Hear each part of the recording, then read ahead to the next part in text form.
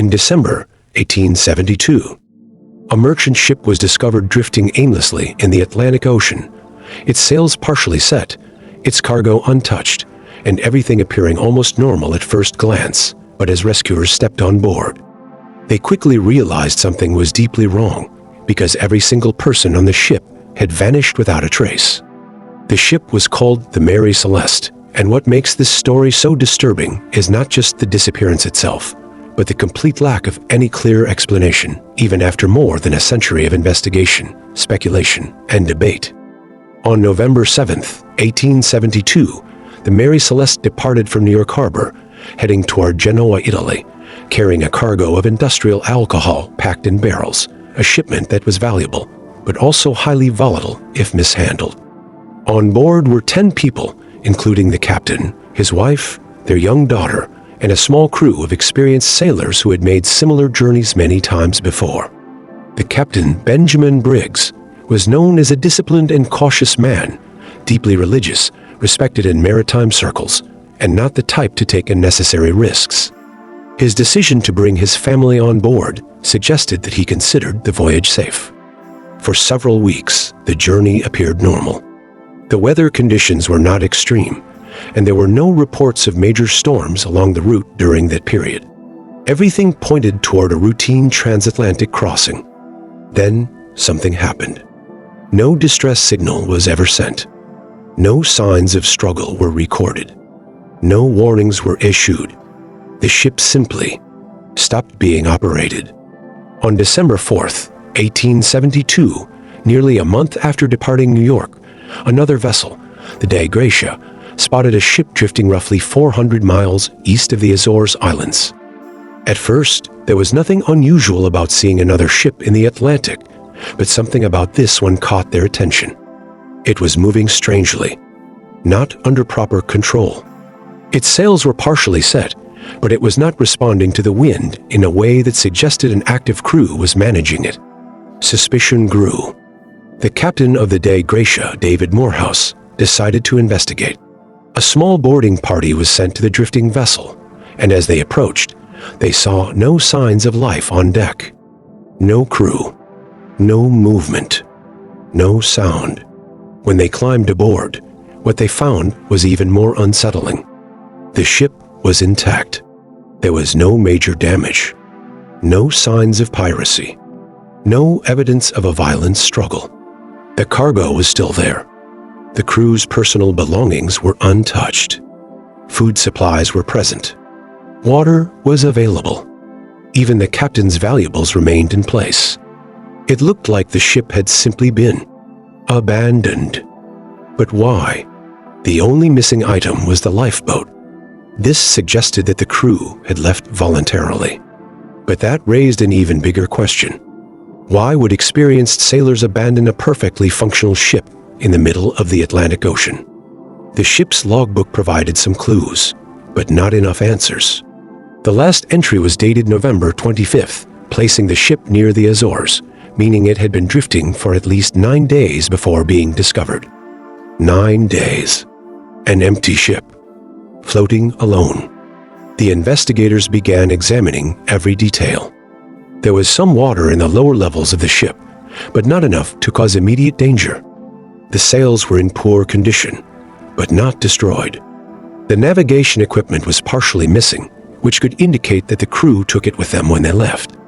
But still, nothing explained why they would abandon the ship, and more importantly, why they were never seen again.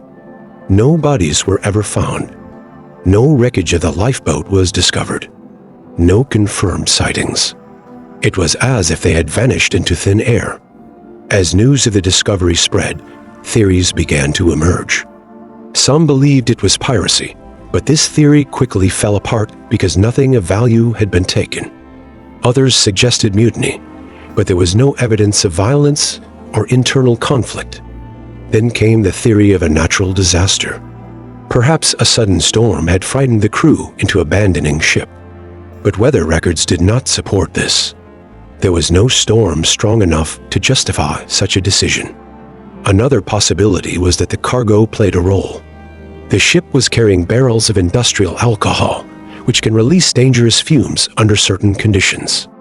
It's possible that the crew detected a leak and feared an explosion. In that situation, they might have decided to temporarily abandon the ship, expecting to return once the danger passed. But if that were the case, what went wrong? Why didn't they return? Some experts believe that the captain may have ordered the crew into the lifeboat as a precaution, tying it to the main ship with a rope, intending to stay nearby until it was safe to reboard.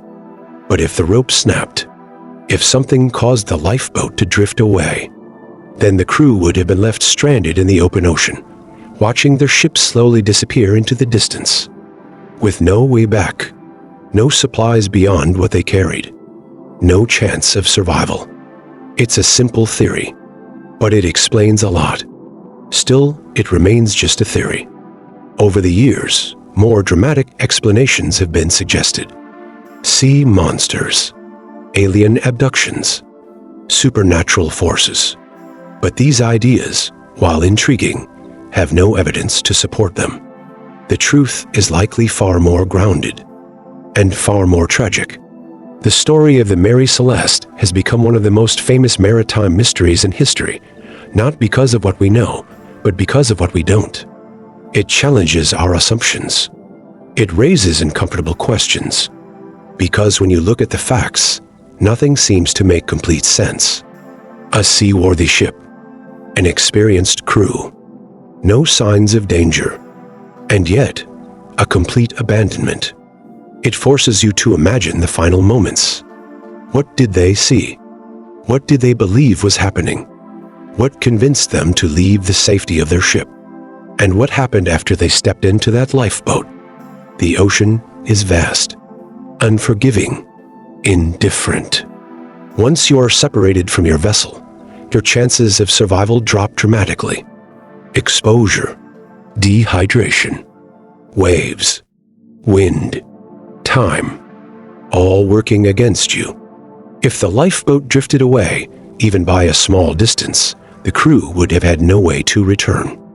And once the ship was out of sight, it was over. That possibility turns this mystery from something strange into something deeply human. A decision made under pressure, a miscalculation, a moment of fear, and a consequence that could not be reversed. Today, the story of the Mary Celeste is still studied, still debated, still discussed by historians, sailors, and mystery enthusiasts around the world. It has inspired books, documentaries, and countless theories, each to explain what happened on that silent ship drifting across the Atlantic. But despite all of this attention, the mystery remains unsolved. And maybe that's what makes it so powerful. Because in a world where we expect answers, where we rely on technology and investigation to explain everything, this story reminds us that some events remain beyond our full understanding. As you think about this, consider one final question. If you were on that ship, and something made you believe it was no longer safe, would you stay, or would you leave? Because sometimes the most dangerous decision is the one that feels right in the moment. If you enjoy real stories like this, stories that reveal the hidden side of history and the mysteries that still remain unsolved, make sure you subscribe to the channel for more. Drop your thoughts in the comments below.